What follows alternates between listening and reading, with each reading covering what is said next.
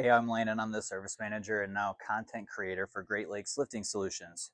This is the first video of hopefully about one a week regarding troubleshooting tips, just fun videos about the products we sell, rent, maintain, things like that.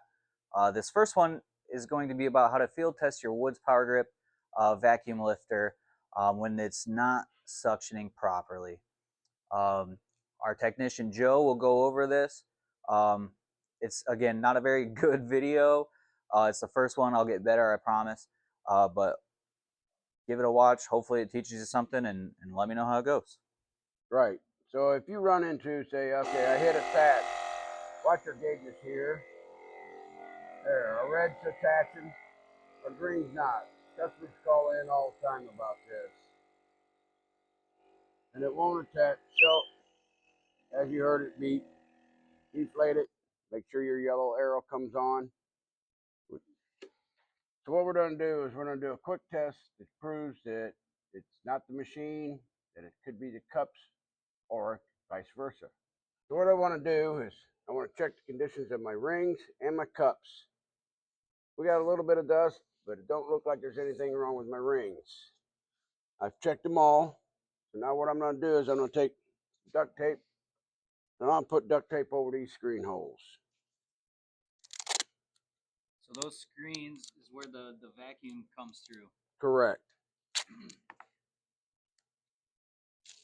I don't mess up the tape.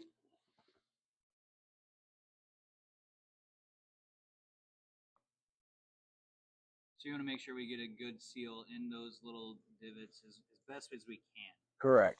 And you should be able to see an indentation of just like it.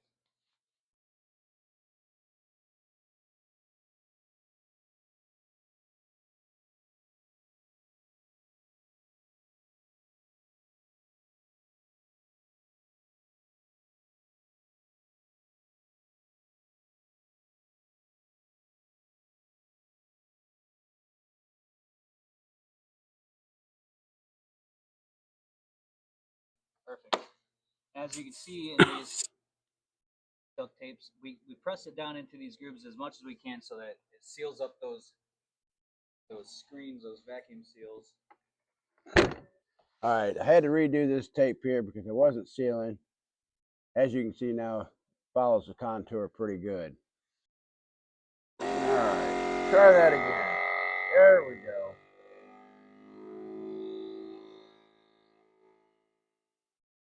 So now you see by duct taping all the screens, they pulled up quickly and equally. Do have a small leak on one of my tapes. That's going to happen occasionally, but it proved to us that it's pulled the vacuum on both gauges and is holding pretty good. So that tells me our issue on this machine today is the rings to the panel.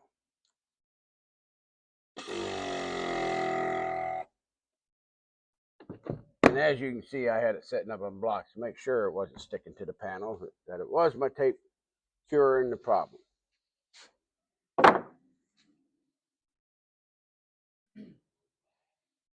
So by doing that, essentially what we proved is that the vacuum behind this ring is working. Everything functionally is working. The thing that must be wrong is these rings or the surface that you're using Are dirty, or tearing your ring. One of the two generally. I've even seen it where I've had to pull the rings out, clean inside that lip that it goes in because there's been debris in the lip causing a vacuum leak to seal around. So now that we've fixed our ring issue, flip it back over. And it should start pulling. There it goes.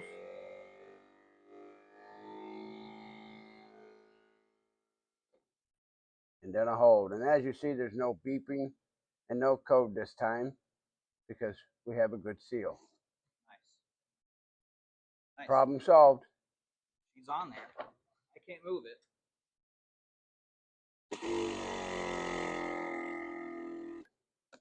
Just like that, you've diagnosed your rings on your cup. Biggest thing with this, especially IMP. Now, keep in mind, this is an IMP machine.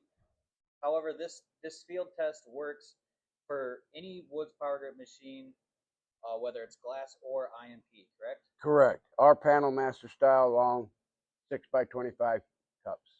Works for all of them. And this is just a quick little test you can do on your job site. If you notice that your machine isn't, sucking down the panels and lifting properly, you can check and see, okay, is it an issue with the pump and the vacuum itself, or is it maybe I just need to clean my rings, buy some new rings, or whatever? Correct.